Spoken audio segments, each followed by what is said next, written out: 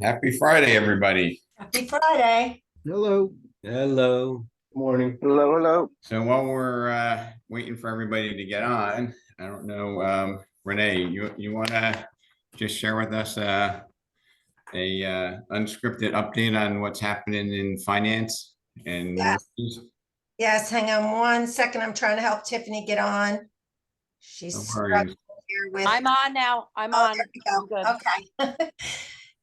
Yeah, I think sometimes if you're trying to do this not on the same computer, it fights with you a little bit.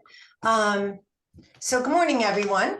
I hope everyone survived Atlantic City. For those of you that were there, I feel much better today with some sleep. But basically, to give a quick little update on the market and rates, I mean, we had a fantastic 6-week run with the bond market. We've had the best 6-week run in 40 years, pretty much. We lost almost 100 basis points off that 10-year, which was trading over 5 for a long time. And now it's just above 4. This really hasn't happened. We haven't had that big of a gain, which means lower rates. And for those of you that don't follow the bond market, you know, the higher the bond market, the better the rates. We haven't had this happen since Reagan was in office. So it's been a really positive 6 weeks for interest rates as they've come back down. And that certainly gives our buyers a lot better opportunity at purchasing and much better rates. However, it's short-lived because this morning the big data point was unemployment, and the expectation was 3.9% unemployment, and it came in at 3.7. So that's bad news for interest rates. And then the jobs report, they were expecting 180,000, and they got 199,000 new jobs. Now, the tricky part about this is that even though the jobs report appears a positive thing for the economy, when you really look at the jobs report, 50,000 of those jobs were government and 100,000 were healthcare. So none of those jobs really did anything to improve the economy. And we, the taxpayers, are paying for those jobs. So it's, you know, all of these reports are always a little bit of smoke and mirrors, in my opinion. But the big thing to look out for is next Wednesday is the Fed meeting. And we're going to be watching the inflation numbers very carefully. So right now we're advising all clients that we have that are getting into contract and, you know, going through the home inspection process to try to speed that up, because this is the time to lock rates. This is not the time to float. This is the time to grab the rate that's there and take it and secure a monthly payment. And then we just got to keep at it and keep watching the market and making sure that we give our clients the right guidance. That's all I have for this morning. Wonderful. Well, thank you for the the update. And where is an FHA? And I know it's specific to clients, but like a 30-year fixed or an FHA conventional and an FHA, where would they be ballpark wise? So you're good. That's a loaded question because it all depends on down payment and FICO score, right? But we were quoting rates up in the high 7s and 8s, and now we're down in the low 7s and sometimes even mid 7s, depending on your FICO score.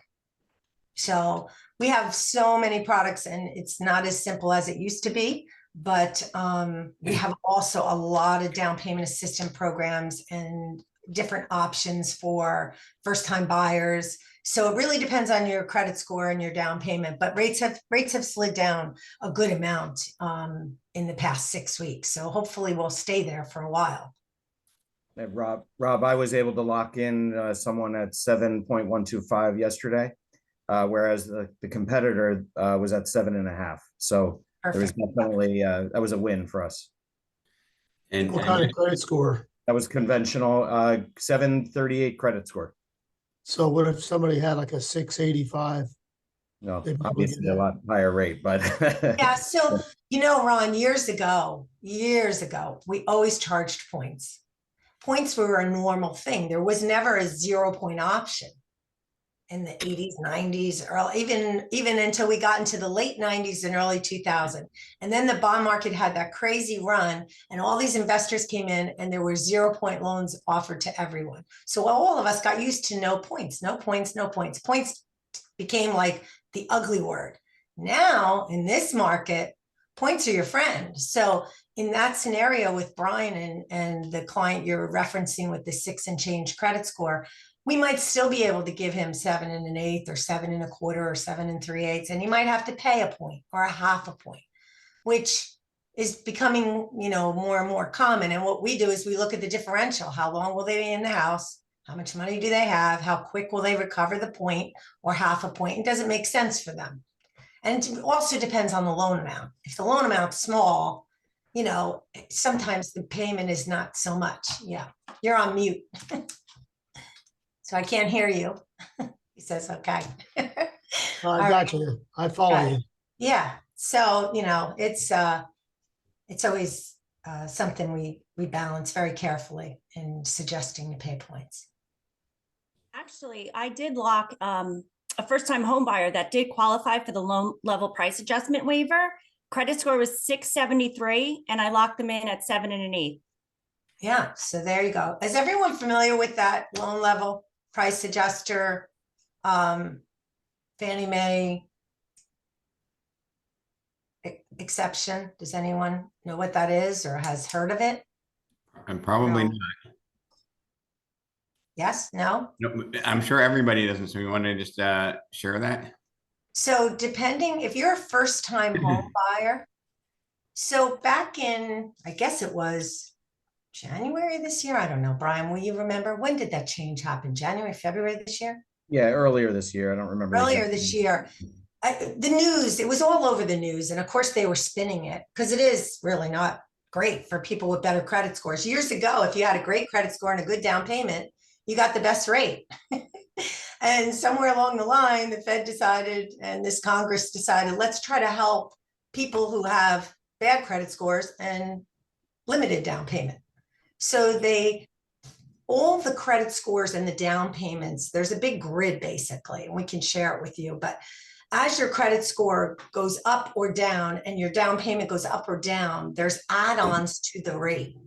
And basically what happened is in the beginning of the year, the Fed said, well, guess what? If you have a really good credit score and a large down payment, you're going to pay more than a borrower who has a lower credit score and less of a down payment.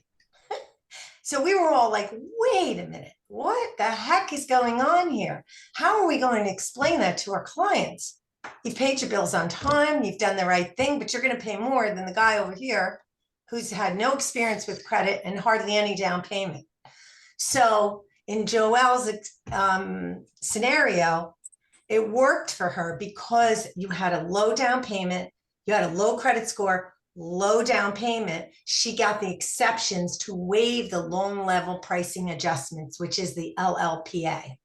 So we put in an address, and then we have some sophisticated technology here that tells us they're a first-time buyer in this address category, and then we can find product that will, not to get too complicated, certain lenders will offer better rates for first-time buyers, will offer better rates for the area that you're in, and will also offer better rates if you're in that category of loan level pricing adjustment. And in this particular case, Joelle was able to find that for a client. I can share my screen. I can show them what the loan level price adjusters look like, just so they understand. Yeah, go ahead. Thank you, Brian. Oh, Rob, can you allow me to share? Yep. Hold on. Now, can you do it? Can everyone see this chart that I have up? Yeah. Renee? Yeah. Oh yeah, I can see it. So this is just an example. This is a multi-page document. And this is Fannie Mae specifically. And Renee, to answer your question or to clarify, this change happened in May. So everyone was up in arms because Fannie Mae and Freddie Mac follows this as well, but specifically Fannie Mae on this chart.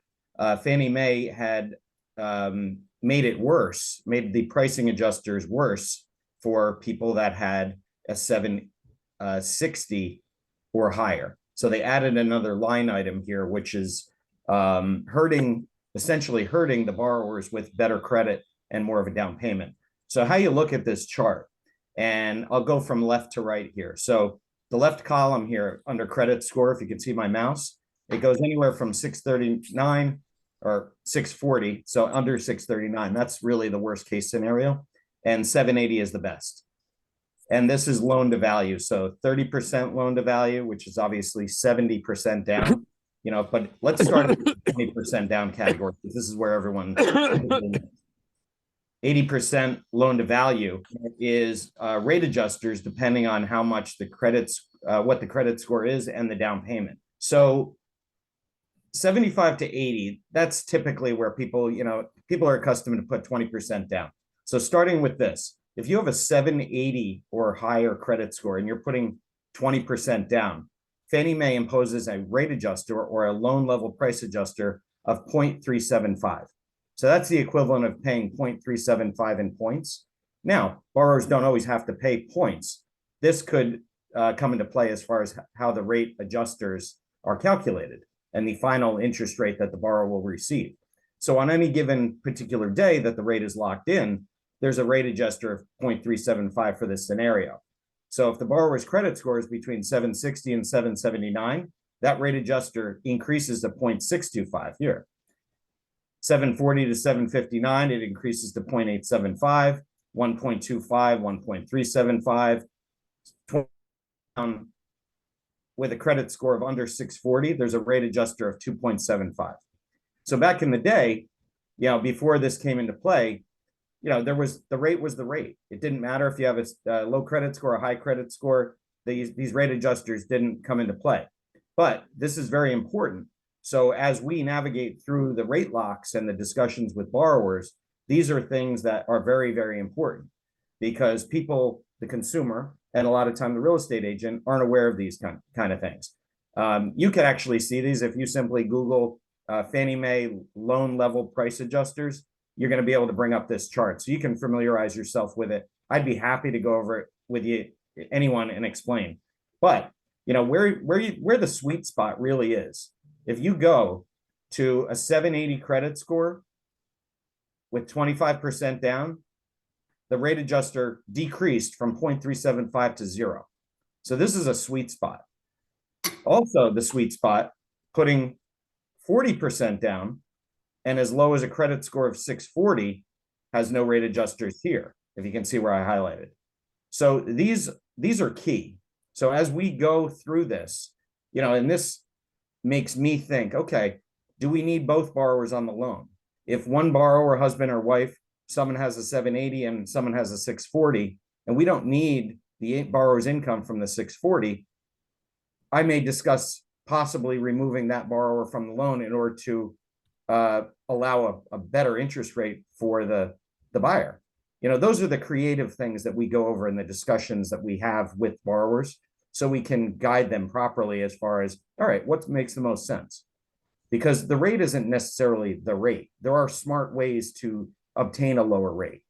A lot of times when a borrower is dealing with a call center, like a call center lending environment, the internal loan officer or whatever they may be called doesn't know how to think outside the box. So that's something that sets us apart from the competitors with things like this, because we want to be the hero, of course, and we want to get the rate as low as we can.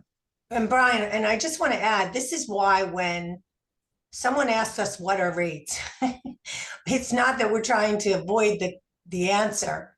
And I get this a lot with a lot of agents I've done business with a very long time. Can't you just tell me what the rate is?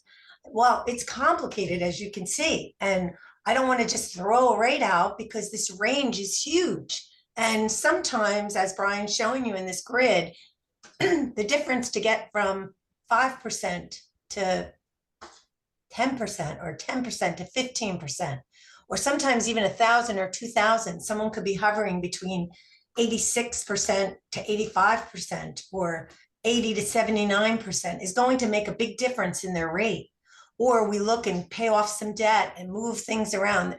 We take these files and we take your borrowers into our care, and we spend a good amount of time up front making sure that we have investigated every option to get them the best possible rate and terms. We don't just take their info and, you know, pick whatever comes up on our screen and grab it. So I have a thank you, question for Brian. you, if I may. I'm sorry? Can I ask a question? I want to be Yes. sure I understand this. So if I'm looking at the 95% loan to value, so they're Mhm. just putting down 5%, that 780 score is now 0.125. So I don't understand. If they're borrowing, if they're only putting down 5%, why would it be even less? Wouldn't it go higher, or am I totally not Yes, understanding this whole chart? because of what we were discussing with the changes in May, they made it more attractive for people with less money down. These are not add-ons to the rate, by the way. These are add-ons to the price. So there's a cost for every rate. When you say price, you mean the So total we don't, total yeah, we down don't when it comes to closing costs, or kinda. No, the calculation So is rate. let me explain this, please. So right now, the Fannie Mae note is 6 5/8 at par. What does par mean? Par means nobody makes any money. It's like you listing a house for 0%. So banks, mortgage companies all have to make money. So we can't offer 6 5/8 at par. We have to add on a price to that. So then the rate is driven up to include the commissions to be paid to the mortgage companies and the banks. So therefore, that's why our rates are now 7.125. And at 7.125, as Joelle and Brian were explaining earlier, that rate carries commissions attached to it or percentages of loan amounts. And let's say they start out at 2. Well, now this grid, these are the add-ons that come away from that or get added to it in order to determine the rate. So for purposes of this grid, which we don't, you know, normally show people, this is like internal, complex add-ons and subtractions to pricing. These are what they add on or take away from to determine the rate for someone based on their FICO or down payment. Does And that this make is why there sense? was so much controversy back in May with this, when this was released, because this was hurting people that had good credit and 20% down. So as you can compare, the 5% down at 0.125 rate adjuster, you know, or 20% down at 3.75, you would think, common sense wise, all right, more down payment is less risk. There's less likelihood that the borrower is going to default on the loan, because theoretically they could just sell the home in this market and pull their equity out. They're not going to most likely go into foreclosure. However, if the borrower only has 5% down and the market turns a little bit and they're now underwater, the likelihood that they may default on the loan is a lot higher. So this necessarily doesn't make sense. We don't necessarily agree with this. And again, that's why there was so much controversy with this, because it should make sense, you would think. Yeah. They're just trying to make it more affordable for everyone. But what they did is they penalized the borrower who's done well for themselves and had a good credit score. So Right? it is what it is. We navigate through it, and you know, we don't want to get too complex here and into too much detail, but basically this is why it's very, very, very important to us when we speak to a client to have them let us pull a credit report, let us review their income and assets, and let us ask all the questions up front so we can properly get them the best possible rate, and maybe take them out of a Fannie Mae product and find them something else that may be better, a portfolio product or something else. We have a lot of product here. So one more question, please. yes. So I understand now that FHA loans also have a lower interest rate than regular conventional. Can you just Sometimes it does. The thing with FHA is FHA has a funding fee. So a funding fee is basically, it's just points that are added to the loan that are financed over the life of the loan. So, Renee, what I want to do is maybe we could, I'm amazed at how much interest there is here. Maybe we can have a special like lending session, because I don't want Yeah. people who came on for the other thing to feel like Exactly. shortchanged. But it's amazing how many questions that you have. And for those of you who've been in the business maybe less than 10 years, you might not even know what a point is. And sometimes, Renee, we assume that they know the basics. Mhm. I'm going to tell you, there was an agent who worked in our Closter office, and he was doing a sale in Hackensack, and the buyer sent a contract where they said the seller is going to pay 6% towards the closing costs. And the agent called me up privately and said, "Hey, Rob, is this even legal?" Because We've all because been there. We've because all been because there. because you might not even, those of us who've been in the business a shorter period of time, Yeah. there's something called sales concessions, which can help you get deals accepted, and it's completely legitimate, legal, and it might become more the norm if this commission litigation goes the wrong direction. And there's just so much, and I didn't even give Renee any time to prep, so I don't want to put her in a spot. And I also want to get to the content, but let's put together maybe on Tuesday or Wednesday, maybe Wednesday next week, we could do a thing on mortgage financing, and maybe we could do that maybe once a month, where we could ask you any questions. You can keep us with updates, and alternate between you and Motto. So you want to set something up for Wednesday? If you want to just check your calendar, we'll make that happen, and then we'll get with the regular program. Next. And maybe there's some unique things in Florida, like non-Q and like non Next Wednesday does not work for me. You guys figure it out and then just Yeah, let let us all me, know. yeah, this is a tough time of year. I'm all over the place So here. Renee, why don't you text me when you're available before we wrap up? We'll let everybody know, so that this way at least there's some knowledge. And I want to get to the content for what we're talking about today, which is basically, what are the things, like the disciplines that will give you consistent success in this business, right? And there are a core bundle of activities that will allow you to, remain productive, successful, and I don't know if, Colleen, are you on?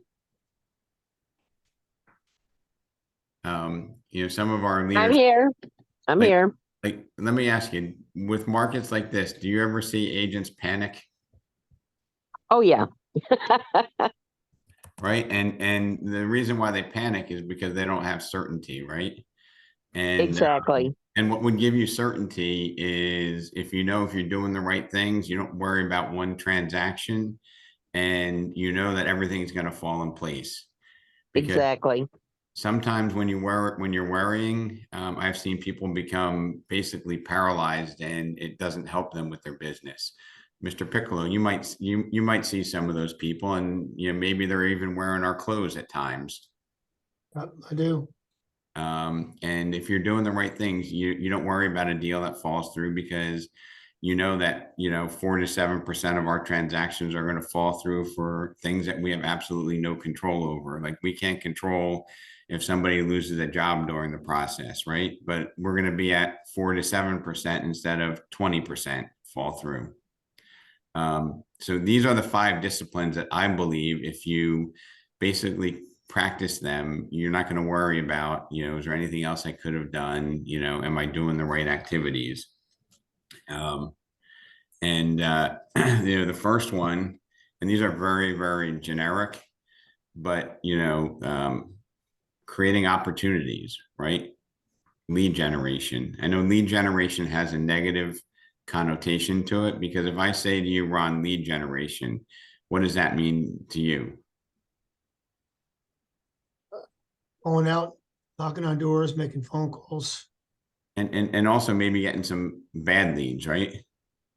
Yeah. But if we call it, lead opportunity generation, or creating opportunities, and opportunities are created through leads and relationships, right? So we always have to look at creating opportunities. I was invited to a team meeting yesterday, and everybody's like, "Oh, I want to get more listings." And I remember at Remax's 50th anniversary R4, Jared James in an audience full of about 10,000 people say, "How's everybody doing? How's your business?" It's starting to soften a little bit, at that point. And he made a comment, "Who wants to have more listings?" Right? Everybody standing up, screaming, "Woo, more listings." And then he goes, "Everybody sit down. Now, who spends 2 hours every single day obsessed with getting new listings?" Two people stand up. He's like this. Here's the problem, right? Everybody's talking about they want it, but nobody's actually doing it. Okay. And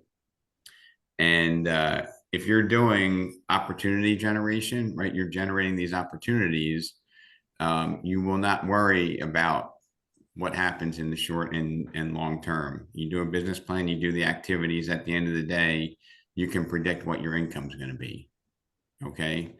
I'm a career person. The interest rates go up, the interest rates go down. We go into a recession, we go into a boom. I'm not worried about switching careers. I'm worried about developing careers for people and giving them that continuity, that consistency. The second discipline, okay, is follow-up. Okay, the second discipline is follow-up, because so many of us fall short on follow-up. Okay, and it's not intentional, but I've observed, and I'm going to just relate back to yesterday's team meeting. One of the team members said, "You know what? I referred 4 clients to our lender, and it turns out that none of them were any good." Right? They said, for this reason, that reason, they didn't qualify, they weren't ready. So I just had, I got nothing to work with. And to me, I looked at it and I said, there's probably no lead that's a bad lead. Okay. It's just not a now lead. Right? Think about some of the leads that don't qualify. Okay. That aren't now leads. Maybe, they have to file their 2023 tax return and show a little bit more income if they're self-employed. Maybe if they have an item on their credit report, or they have too much debt, all they need to do is pay off a little bit of debt and get their finances in order. But I found when I was in, the lending chair, like Renee, her team, and Frank, coming back with a, "Hey, they don't qualify," never came out of my mouth. It was like, "Hey, Ron, I got some great news. Mark and Angela will be able to buy in May. Make sure you follow up with them. I'm working on a plan." Okay, that's the follow-up point. Gotta have a system. You gotta have a system for follow-up. Right, but like, most lenders, Ron, probably come and say, "Hey, Mark and Angela, they don't qualify, Ron. I'm sorry. They had bad credit, or their income's not big enough." They don't give you a solution. And I'm all about solutions, and talking about how do we figure out when they're ready. And does anybody, like, on like Thanksgiving or your birthday, just go like, "Wow, I can't believe it's my birthday again," or "It's Thanksgiving"? Like, it just seems like we just had that. Or for those of us in New Jersey, doesn't triple play seem like it was only a few months ago, not a year ago? Robert, right? Okay, so time goes by quick. So that 6 months that it takes for that person to go will be here in a nanosecond, right, Robert? Yep. So, follow-up is a discipline that I think is severely lacking in our industry. And it's something that when we start and build these relationships, not following up is basically dropped opportunities. Rob, if I could just make one point here, because I don't want to forget about it. And it relates to this, but in terms of follow-up, we're taking it to the level of also staying in touch with previous clients. There's a service that I've been using for 17 years now, from the personal marketing company. where they do 21 mailings over 5 years for $25 total, and that includes postage. So when you have a client that you close, you just sign them up with this company and they will automatically do the mailings for you so that you stay top of mind for the next 5 years. The reason I'm bringing this up specifically now is that at Triple Play, I was talking to the people from Personal Marketing Company, and they told me that for the first time in their history, they're actually raising the price of this service from $25 to $48. So they said that goes into effect January 1st. They're So raising it from how much? from 25 to $48. 48. They're doubling it? Yes, it's the first time they've raised the price in 30 years. So they just have to do it at this point. But they said, you know, that goes into effect January 1st. So you can buy spaces now at the $25 price and designate them for your clients as they come up. Oh, they'll hold them for you. It's not an issue. Can So can if you you're interested, can you put the contact in the chat? Seems like we have a lot of interest. sure, I'll put it in right now. I'm really like, I mean, that's what's beautiful about this. I appreciate all the collaboration and sharing and caring. That's a great program, by the way. I've been using it for 10 years. It's Yeah. phenomenal. Rob, I use it as well. And look at the people that are using it. Just make a little mental note of that. And if you're not using it, you should be. What was the name of it? Triple Play?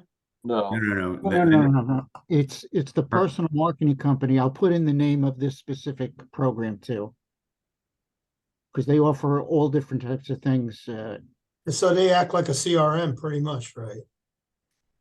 To the extent that, yeah, you put in your clients and they automatically do everything else for you.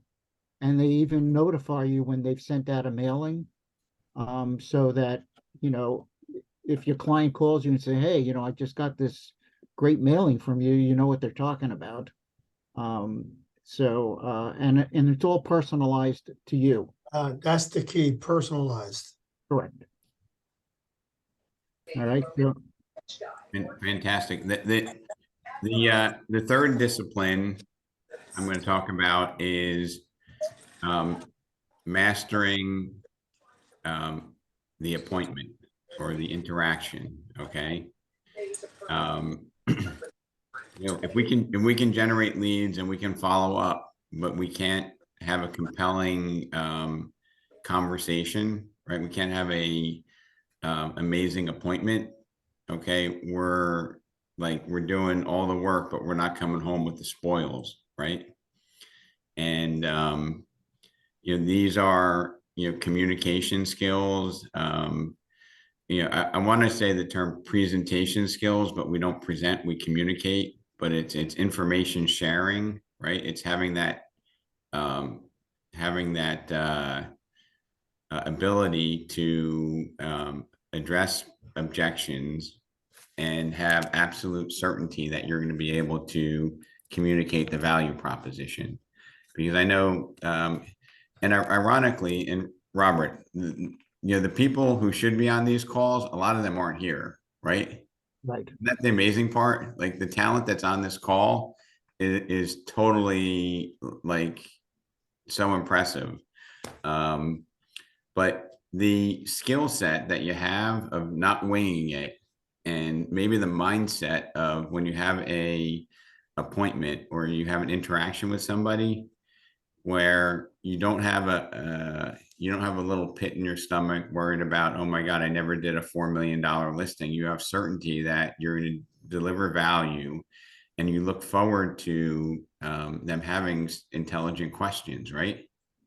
Because if we can answer all those intelligent questions in a position where we have value and we are in rapport, doesn't that really feel awesome, right? When you're not blowing an opportunity because you might be a little bit nervous. And the only reason that you might be nervous is because you're not in rapport or you're not prepared, right? So appointment skills are absolutely critical. Polishing those skills, learning how to match and mirror, because one size doesn't fit all. If you're dealing with maybe a younger client versus, a retiree, somebody from the South versus somebody from the Northeast, they might have different styles in which they like to communicate. And if you're out of rhythm, you're out of rapport, you might not get the business, even though you're the right person for the job. And understanding, and I think, this litigation that's going on where they've called us a cartel and they said that we price fix. To me, that's just an opportunity for us to sharpen our communication skills and welcome the conversation, because there is no price fixing in this business. We work really, really hard to deliver a superior service to our clients. So the fact that, people are saying, oh, well, do I have to pay the buyer's agent? To me, that's an invitation for me to separate myself from the rest of the competition. Okay, I look forward to that. I look forward to objections. One of the best listing agents that I've seen who's in our company, one time at our office meeting said, one of my biggest challenges is, I get these really sophisticated clients that, they're very intelligent. A lot of them are Wall Street money mover people, and they're not arms folded. Hey, Mr. Garver, everything you sounds really interesting, but I'm in no hurry to sell my house. I'm not going to give it away, right? And, she was like, Rob, that's my biggest objection, because they're like, I don't need to sell this house. I'm not going to give it away. And, she had everything perfected, except that was her Achilles heel. That was the problem that she came across, where she was like, all right, now I feel like I need to give in a little bit, and I feel like I need to get out of my value comfort zone to address that. And I was like, I love when that happened. So it was like, the creation of the Reese's peanut butter cup, the chocolate and the peanut butter came together. And I was like, I love when they say that, because it gives me an opportunity to further define how we fill a void, right? And rather than trying to, wrestle with them over that, I'm like, you know what? And, Robert, it sounds like, making sure that you don't leave any money on the table is really important to you, right?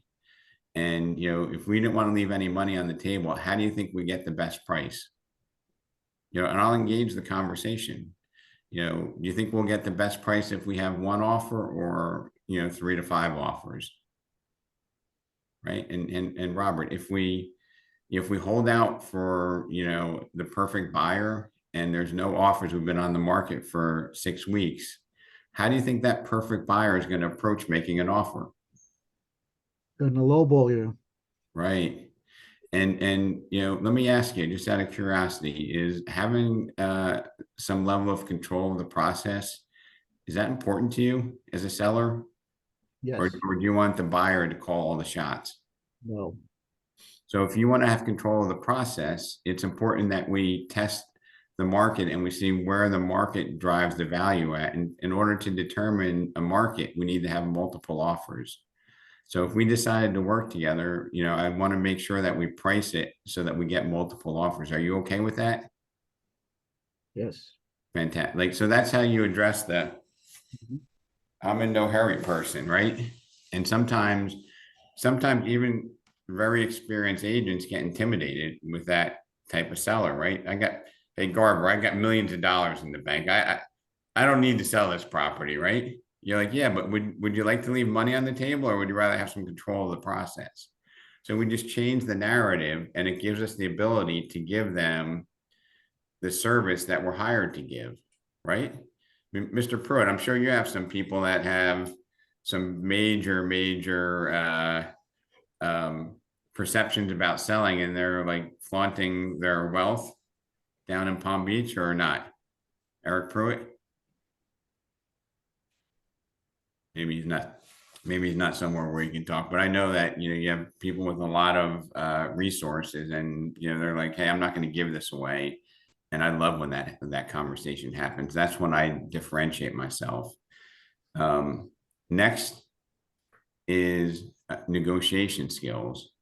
Okay, so we started out with, opportunity generation or lead generation. Then we talk about follow-up, right? Because if we generate leads, but we don't follow up, it's all for nothing. Appointment and in-person skills. Then we go to negotiating. Okay. And, I'm going to go back to my naive days in real estate where I thought, if somebody came in with a cash offer of 400,000 or 800,000 for a house, it didn't matter what agent they went through, right? They can go around with a real professional. Then they can go to their brother-in-law who's a part-time agent and submit that offer. No, doesn't work that way. Okay. Negotiation skills matter. Relationships matter. Reputations matter. Right. And when I was in this team meeting yesterday, the team leader, I'm thinking to myself, the contracts that the team members are making that aren't getting accepted, if they were in the hands of the team leader, or if maybe the team members had the comfort and the acumen to know when to go to the team leader to help get this done, the outcomes would be different. Okay, so I'm calling on all team leaders and team members and maybe even agents to go to their leadership team in the office. If you have a good offer and it's not going the right direction or you're not comfortable, lean into your resources and then watch how it gets done. Okay. The art of negotiating, negotiating is not trickery. Negotiating is not absolute I win, they lose. A good negotiation is where both people win, right? And sometimes we lose because we can't communicate the value proposition for our transaction. For example, if I was trying to make an offer on Robert Garber's listing, I might say, hey, I know price and terms are really important, but if your client decided to accept my client's offer, I can tell you this, Robert. One thing is there'll be no surprises. Number two is, we'll deliver the commitment in advance and we'll be able to close on time. And more importantly, I don't know if this matters to you, Robert, but if you have any issues, you can call me, I'll pick up the phone. And if you text me, I'll get right back to you. Now, how does that make you feel as an agent, Robert? That's great. You can't ask for more. How many agents don't do that? Probably A lot. 90%. I mean, I can't tell you, like when I'm working with some of the newer team members here and, we have a listing and I'm calling the winning agent back and they don't answer their phone, I got a bad feeling. Hey, my seller decided to accept your offer. No, voicemail, right? You can't reach them. Bad sign, folks. So, negotiation skills are outside of the normal. Like, I think when I thought about negotiation skills, I didn't think about the total package of it. I just thought about like, I have to be able to figure out how to make my offer look better, but it's the complete negotiation. It's not just, what the offer looks like. Rob, in a ethics class that I took at Triple Play, the speaker kept reinforcing a 4-letter acronym of TTYB. Talk to your broker. If you've got questions, if something doesn't feel right or whatever, or like you were saying, if the negotiation is not going the way you want it to go, talk to your broker. That's what they're there for. And it will help you to succeed and also help you to stay out of jail. It's interesting that you mentioned that, but I'm going to share just a brief story where the TTYB would have been really helpful. There's a friend of mine that owns a brokerage. One of their very seasoned agents had a disclosure question, and the owner of this house discovered that 15 years before they bought it, that the house had flooded. Okay, they didn't know about it when they bought it. It never flooded while they were there. they asked the attorney, do I need to disclose this? You know, it wasn't on my disclosure statement. It never flooded while I was here, but one of my neighbors told me back in 2003, there was a horrific flood here. Do I need to tell the buyer that? The attorney said, well, if you don't have firsthand knowledge of it, you don't need to disclose that. And this was in a text message. So guess what happens? Buyer buys the house. 6 months later, there's a horrific flood. Okay.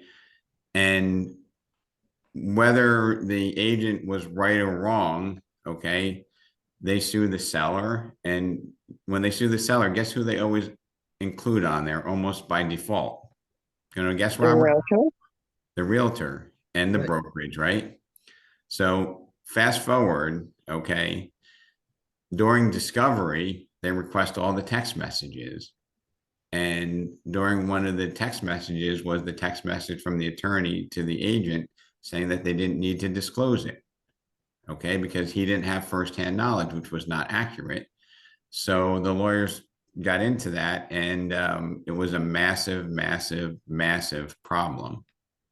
So if they would have done TTYB, they would have known that they should have disclosed that. So don't trust the attorneys. The attorneys aren't brokers, and the attorneys are not looking out for our best interest. They're looking out for their client's best interest.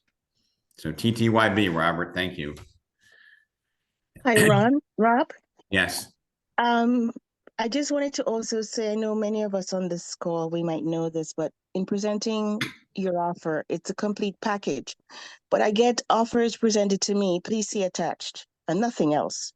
I mean, agents need to go in to say a little about their buyer, their seller. They need to copy the mortgage lender, banker on the offer, introduce the mortgage lender to the other agent, have a conversation so everybody feels comfortable at the outset.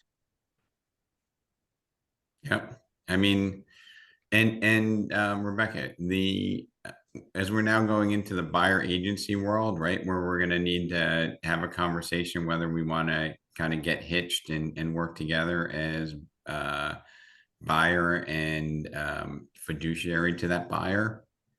I think these conversations have to happen, right?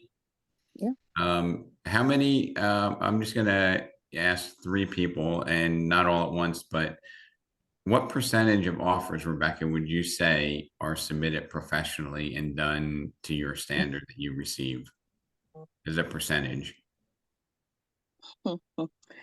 Very minimal percentage, Rob. I mean, It's definitely less than 20%, right? yes, very much so. And it might be closer to 5%, right? Yes, I get offers, please see attached, and a name and a number. I don't see a brokerage. I don't see. Yeah, I mean, they probably don't call you in advance. They probably don't, like, it's just very unprofessional. Yes. So you give me a number. Is it 5%, 10%? I would 3%? say between 8 to 10%, if that much. Yeah, 8%. Okay, maybe 8%. Does anyone else, not yelling at once, but somebody else want to make a observation on what you feel that number is? About 12% for You me. think 12%? Yeah, it's just, another thing too is it's amazing that these agents that send you the offer, send you an email with the attachment, and they don't have their information of their company, their telephone number, anything that you can get back to them.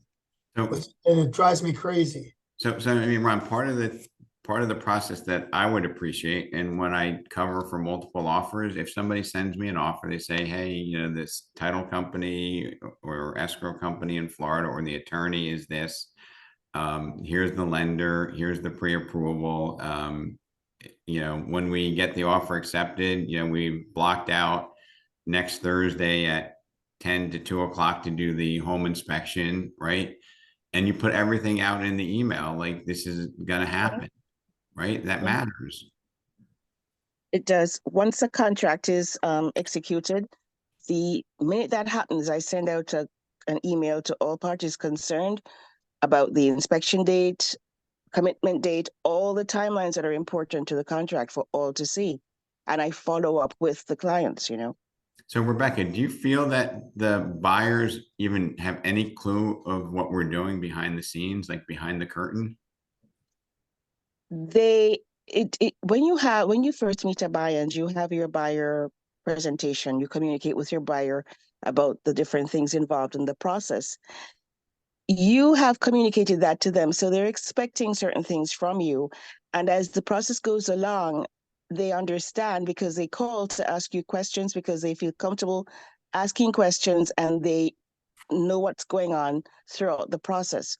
You cannot have, whether it's a seller or a buyer, you cannot not communicate with them. And I find that, I have associations calling me. If I have a listing, an association is calling me to see if they can send me a copy of an approval because they can't get in touch with the buyer's agent. How crazy is that? Communication skills. A lot of them lack communication skills. But if you stay in touch with buyers and sellers, constantly, they know what's going on because you're in touch with them. That's communication. Yeah. And we had somebody else.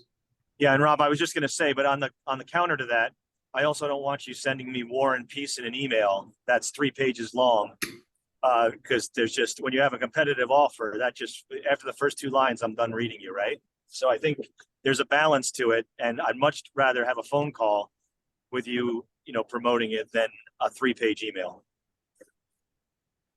I would agree with that, but I think, Glenn, if the first couple of lines were the bullet points, and then the bottom you had that for reference if it was accepted, I don't think that would be, offensive. I think putting in irrelevant facts and unprofessionally written communications definitely deter from the value, right? Yeah. Yep, 100%. 100%. So what I want to hone in here, Glenn, and maybe this will be one of your next videos, is educating a buyer's agent or a buyer what a quality buyer's agent does, right? Because they don't know. I don't want to be derogatory to the industry, but I think a buyer, thinks that if they have an offer of, let's assume that even the advice about where to come up with the offer, they say, hey, I bought 7 homes, I'm going to make my own decision on the offer. They're giving 0 value to our input into coming up with an offer.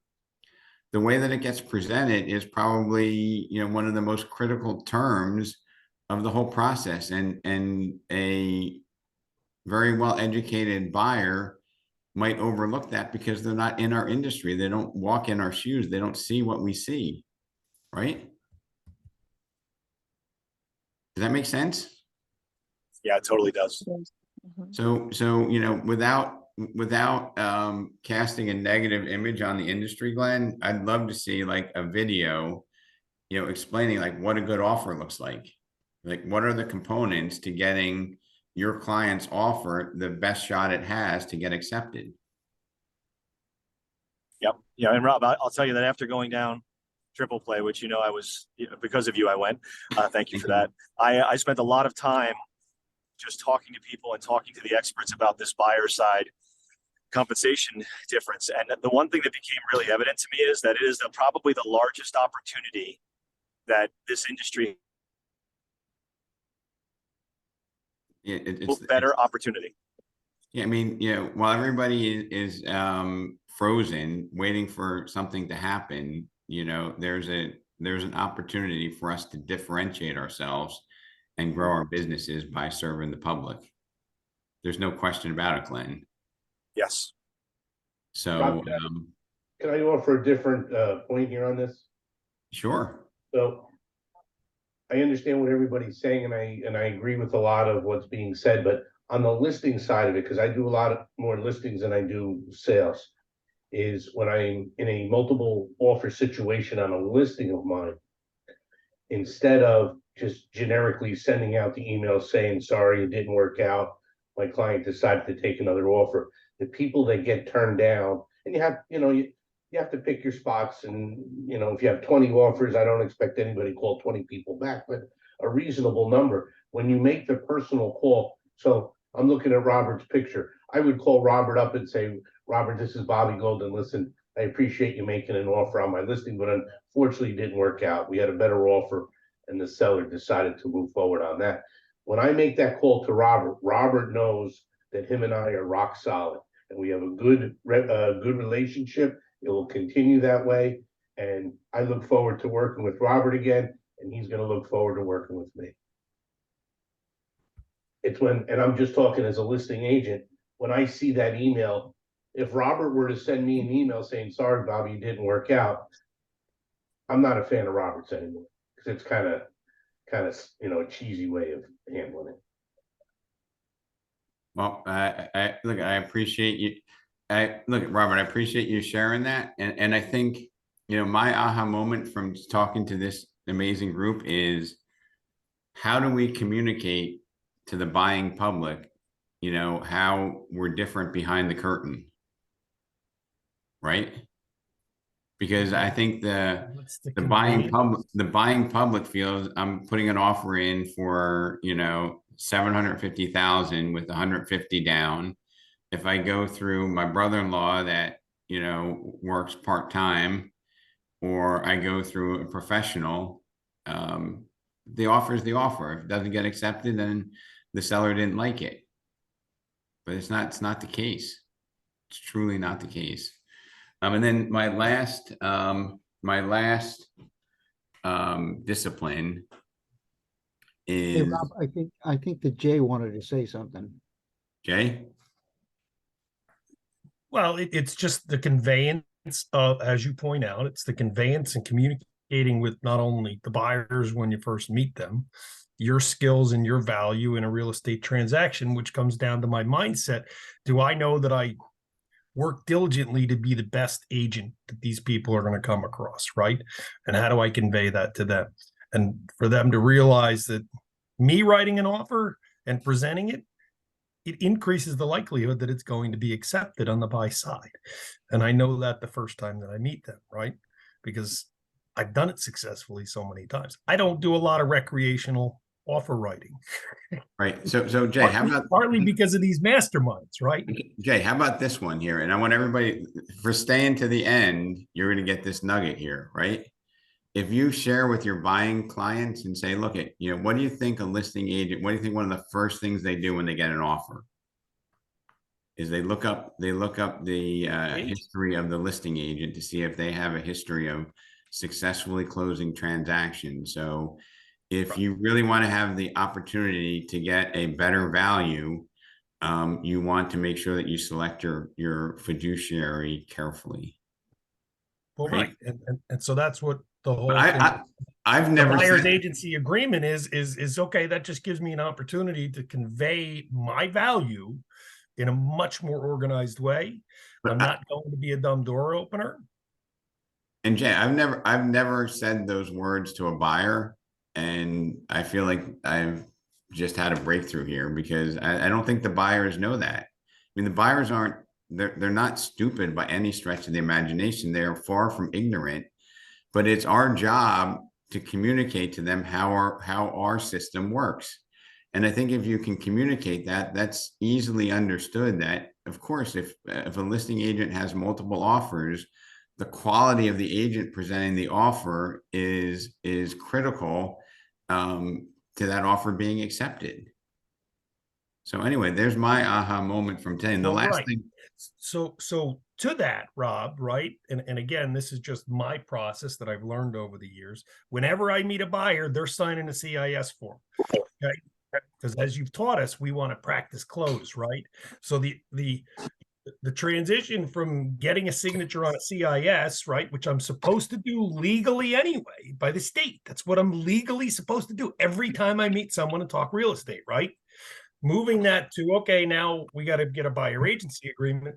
That's just another, I've already done the test close and the test signature, right? Because and these are, again, principles that have come out of these masterminds, but because every time a CIS is signed by the buyer, and I've done my test close, right?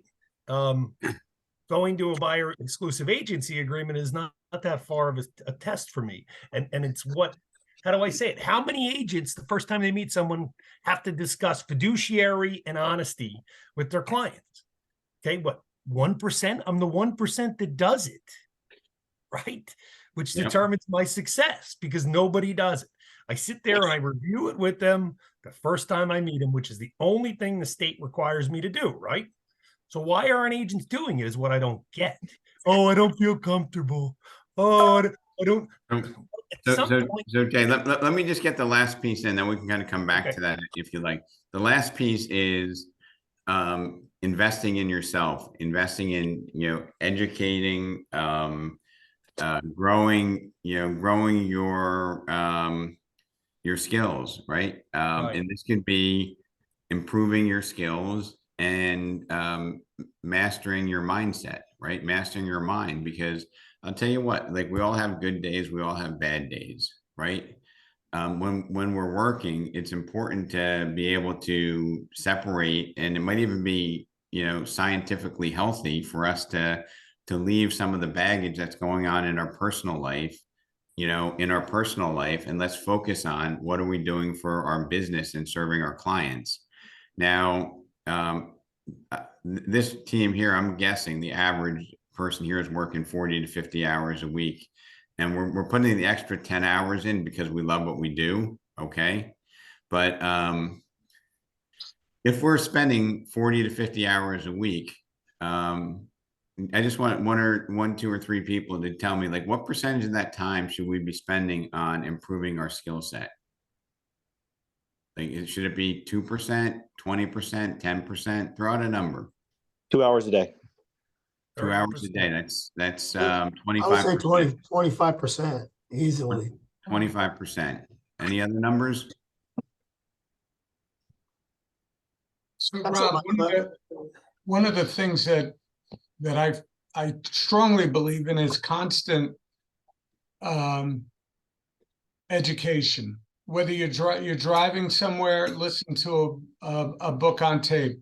If you use a little motivational thing every morning, flip it over, get that motivation.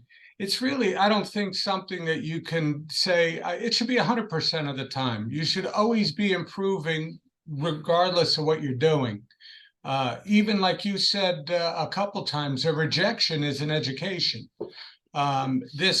What is perceived as a negative action that's taking place in our industry is an opportunity. So at the risk of sounding ridiculous, 100% of your time should be learning, whether it's the right or the wrong.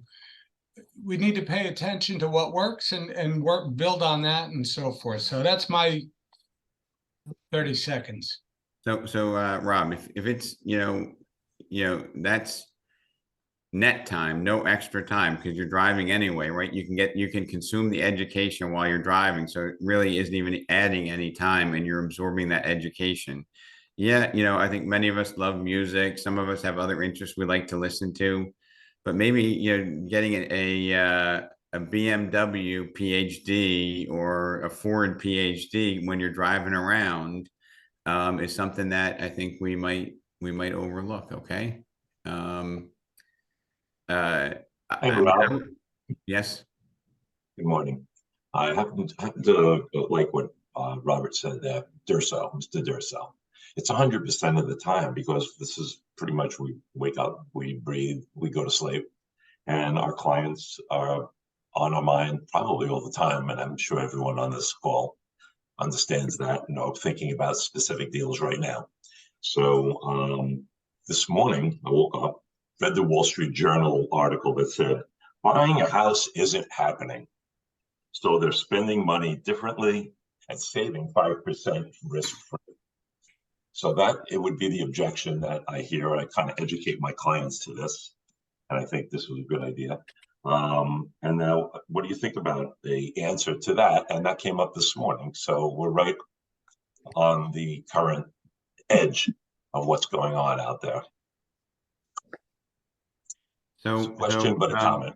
I mean, Eric, I agree. Like, everything that we do is part of an education, but I fear, those of us who said that all of our time is learning, that if that's what we're doing, we're not delineating specific time to learn specific things.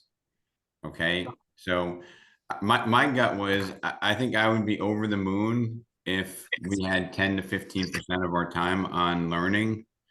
And maybe, a small percentage of time on, many of us emphasize good physical health, right? You go to the gym, you walk, you run, whatever you do, you eat right.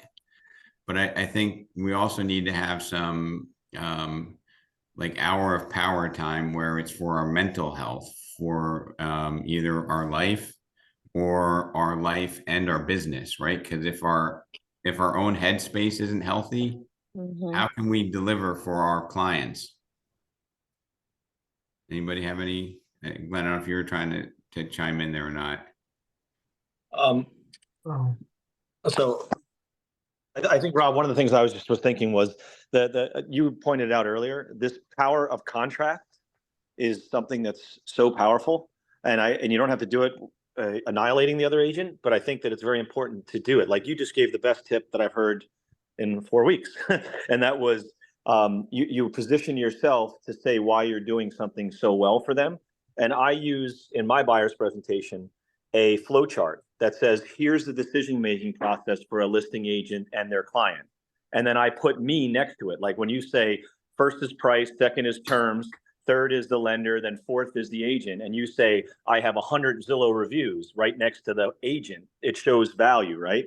And it's that power of contrast we use in our listing presentation, and it's almost unbeatable. We've lost 4 deals in 4 years competitively. But Glenn, I think that, you being it's almost like if you don't have the communication skills, nothing else matters. I don't mean to be rude, but like if you don't have the ability to communicate and share the value, like step 2 doesn't even happen.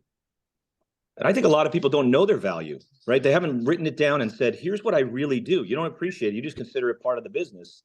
And if you don't appreciate it, then how are you going to tell someone to appreciate it?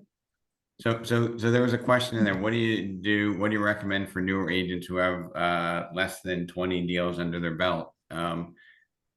Lean into the community that's around you.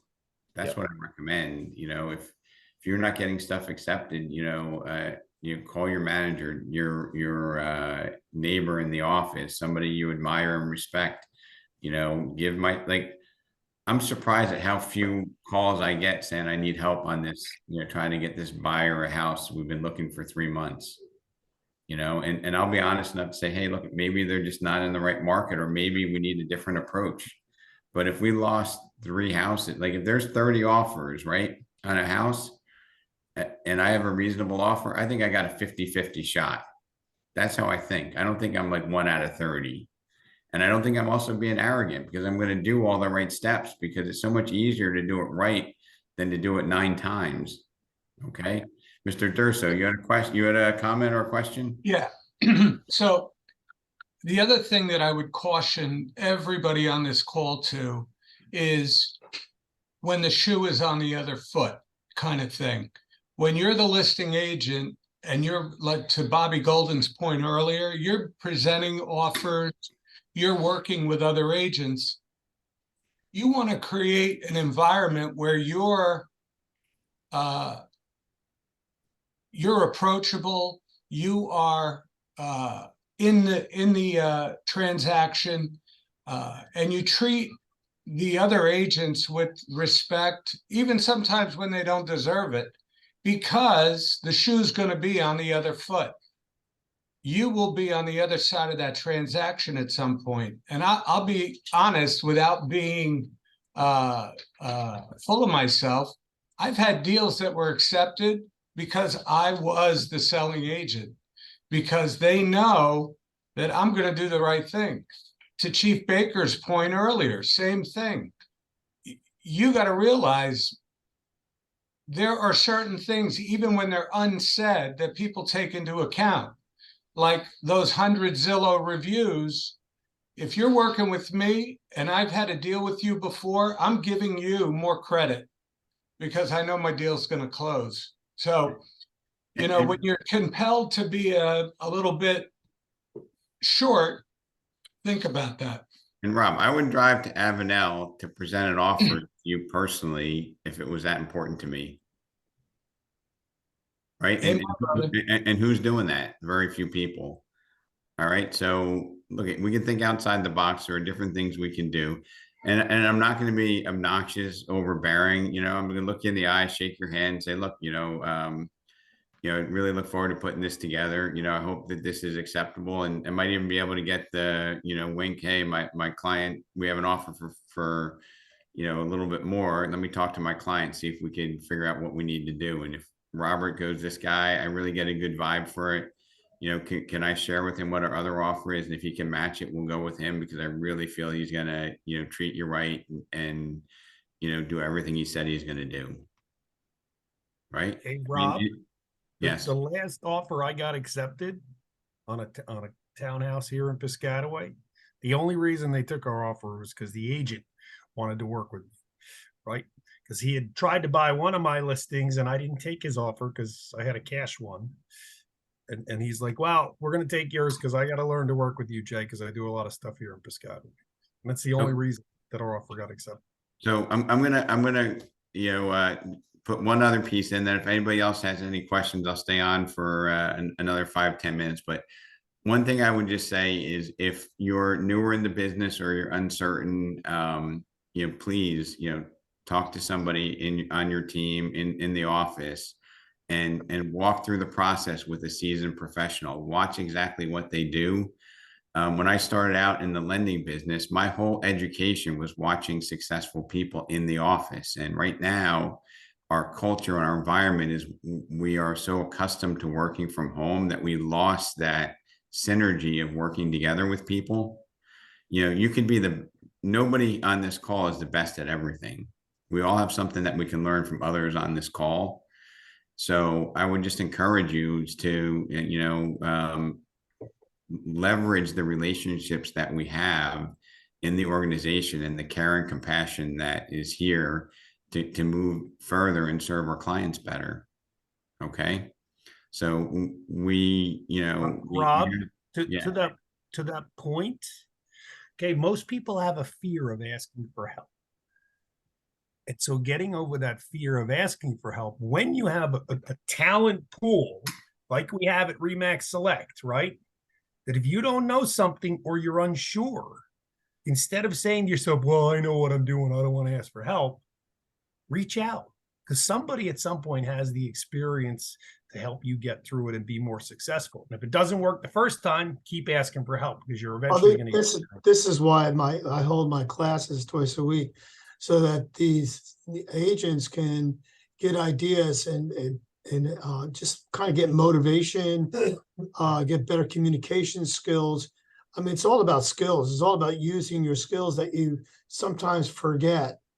And enhancing them over time. Yeah, I mean, when they attend the classes, they get the better ideas, and they get better at what they're doing. It's free to them. So I welcome, I welcome all the agents. Ron, a confession, like my mindset grows every time that we have these conversations, because you guys and ladies help identify things that I think make us all stronger and better, right?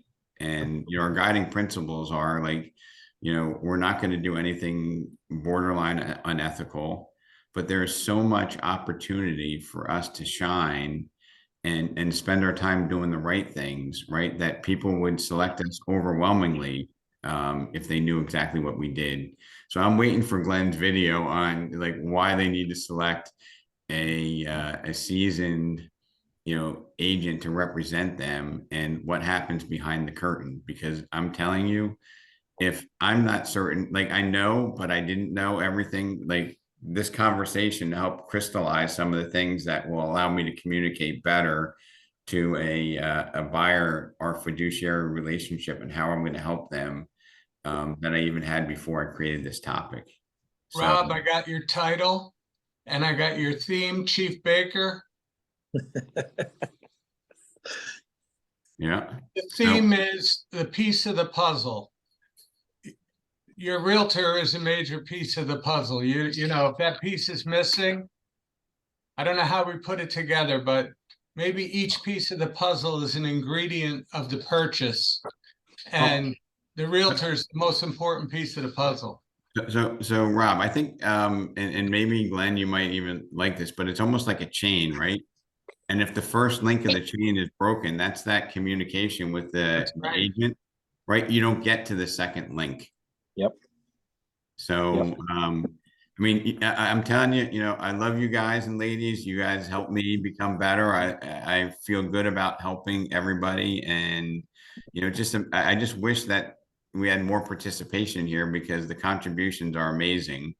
And maybe the thing that I'll just ask everybody to do is to talk to a colleague or friend or even somebody who's not here, invite them to one of these calls because it only makes it better. It doesn't make it worse. You know, the bigger the boat is, the better our performance is. So, Agreed. Rob, I Yes, sir. forward the email link to agents that I'm working with, right? So we get offers accepted and stuff like that. Like Megan Anderson, I did a deal with, and I would send her the link for the mastermind, and she'd chime in. Okay, and she's like, "These are awesome." Okay, thanks. It's how we get better, right? And so again, it's a resource for us to use to increase in the value that we provide in a real estate transaction, right? And the value we can use with other agents, right? So you're not opposed to us sending it to people we're working with who aren't at our office, right? Absolutely not. And so, you know, anytime I talk to Megan, she's like, "Oh, I missed the mastermind this week," like when we were doing the transaction. And I'm like, "Well, that's not good. We went over some good stuff. You missed it, Meg. Come on. What are you doing?" So we're gonna have this special lender class Thursday at 11:30. So the 61 of us here know. Everybody else will get a communication and a text, and I'll have an outline for what we're going to cover there. And I think if we learn more about the lending business, it just makes us, you know, that much more of a value proposition to our clients. So I don't want to keep everybody away from their productive day. If you have any questions, I'm here. I'm also contemplating maybe once a month or periodically having hey, you know, let's talk about a challenging client or a challenging seller that you have, and let's work through how we can provide a solution, and kind of like ask the broker anything type of situation. Because if I don't know something, you know, I'm going to figure out how to learn it. And if it's in my bank because I solved that problem before, I want to make that contribution. All right. So, you know, you guys are the best. You guys and ladies are the best. I can't tell you how much you kick off my weekend on a positive note. Good to have you around. Good to have you. Thanks to Thank you, everybody. for everyone. your See you input. Thursday. Actually, Rob, it's why Thanks, I Rob. keep you around, right? Thanks, buddy. I know you can fire me any moment, Jay. Appreciate that. It's the smartest guy in the business. There he is, Rob Lazar. Anyway, later. Bye, everybody.